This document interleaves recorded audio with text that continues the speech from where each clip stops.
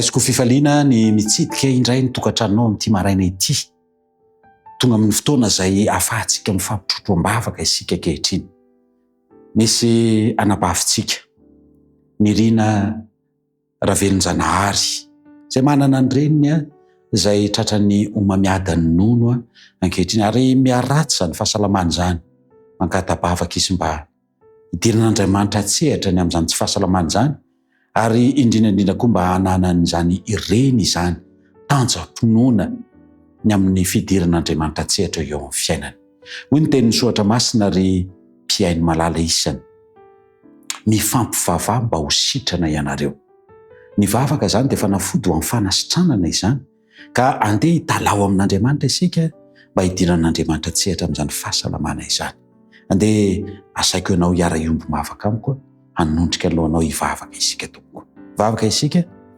Andriamanitra tomponay tsara sy masina indrindra sy any an-danitro, mbola tsy mitsahatra izay manolotra ny dera, ny laza, ny saotra, ny voninahitra ho anao hatramin'ny taloha indrindra ankehitriny ary mandrakizay. Mangataka kosa izay ny famindramponao, mangataka ny fiantrana sy ny famelan-keloka avy aminao izahay. Ankehitriny Andriamanitro, raha mitondra izao vavaka izao eo anatrehanao, dia aoka hoanitra manimpofona eo amin'ny seza fiandriananao izany.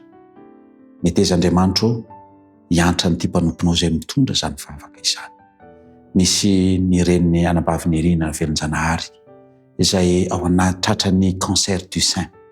Jesosy malalo miaratsy ny fahasalamany amin'ny maha-olombelonanay, dia eo ny vakiviny, eo ny tahotra, eo ny tsy finoana, amindra foa aminay ianao amin'izany rehetra izany. Ary indro apetrakay feno eo am-pelantananao izany toe-javatra izany. Ianao Andriamanitro ny fehiny izany, ianao Andriamanitro niditra tsehatra ka aoka ny sitraponao rerianino tanteraka. Ho an'ny reny izay hiarany izany aretina izany, mangataka izay omeo azy ny finoana, ny fahatokiana, ny fiankinana sy ny fianterana tanteraka aminao, dia hatoky izy tahaka nombanao azy tamin'ny lasa, dia hatoky izy ny amin'ny ho avy rehetra. Mahatoky izay Andriamanitro fa efa eo am-pelantananao sy eo ambany fijerinao sy ny fikarakaranao izany reny mpianakaviana izany. Ka meteza Andriamanitro hampahita fity ny zanakao izay mitalao sy mangataka aminao.